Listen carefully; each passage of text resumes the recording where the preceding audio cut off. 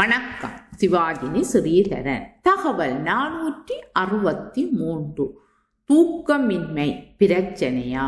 Melatonin அளவை அதிகரிக்க என்ன செய்யலாம்?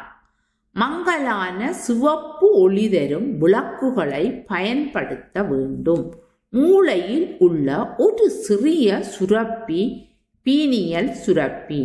இது மெலடோனி என்ற ஹோமோனை சுரக்கின்றது.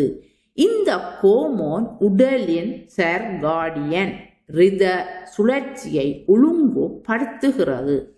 சர்காடியன் ரிதம் என்பது நமது மூளையில் உள்ள 24 மணி நேர உடல் இயக்க கடிகாரமாகும். எமது உறக்கம், விழிப்பு சுழற்சியை இது தீர்மானிக்கின்றது. நித்திரையை தூண்டும் ஹோர்மோன் என்று குறிப்பிடப்படுகின்றது. மெலடோனி இரவில் அதிக அளவிலும் பகலில் குறைந்த அளவிலும் சுரக்கின்றது. பீனியல் சுரப்பி கண்களில் உள்ள விழித்திரையில் இருந்து ஒளி, இருட்டு, பகல், இரவு சுழற்சியை பற்றிய தகவல்களை பெறுவதால் அதற்கேற்ப மெலடோனியை வெளியிடுகின்றது. ஒளியை கண்டு அறிய முடியாத பார்வை திறன் அற்றவர்களுக்கு பொதுவாக பழக்கத்தின் வாயிலாக சர்காடியன் ரிதம் ஒழுங்குபடுத்தப்படுகிறது. மெலடோனின் அளவை அதிகரிக்க என்ன செய்ய வேண்டும்? இரவில் நீல நிற ஒளியை தவிர்த்து மங்கலான சிவப்பு ஒளி தரும் விளக்குகளை பயன்படுத்த வேண்டும். மெலடோனின் ஹோர்மோனை அதிகரிக்கும் உணவுகள் டூனா சத்து நிறைந்த மீன்கள், செடி பழம், வாழைப்பழம், முட்டை, பால், காளான் உணவுகள் போன்றவை மெலடோனியின் சுரப்பை அதிகரிக்கும்.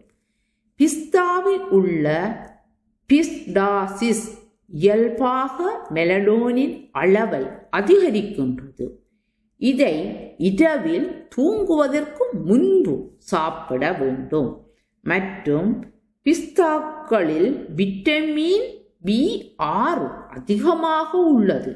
இது டிரிப்டோனை மெலடோனியாக மாற்ற உதவுகின்றது. ஆனால் வறுத்து சாப்பிடக்கூடாது.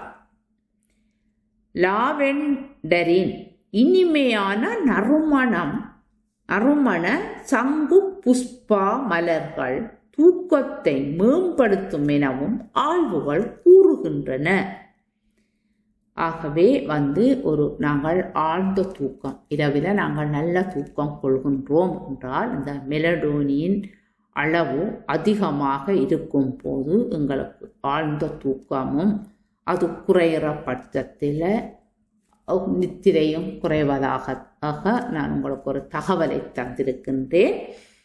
அதில் நீங்களும் உங்களுக்கு தெரிந்த விடயங்களை நீங்களும் பகிர்ந்து கொள்ளலாம். மெலடோனின் செயற்பாடு என்ன என நான் தேடிய போதுதான் இவ்வளவு தகவல்களையும் எடுத்துக்கொண்டேன்.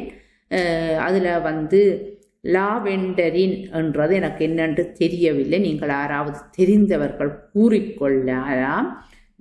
நறுமணமாக இருக்கக்கூடிய சங்கு புஷ்பா மலர்கள் இப்படியான இதுகள் கூட தெரிந்தவர்கள் நீங்களும் கூறிக்கொள்ளலாம்.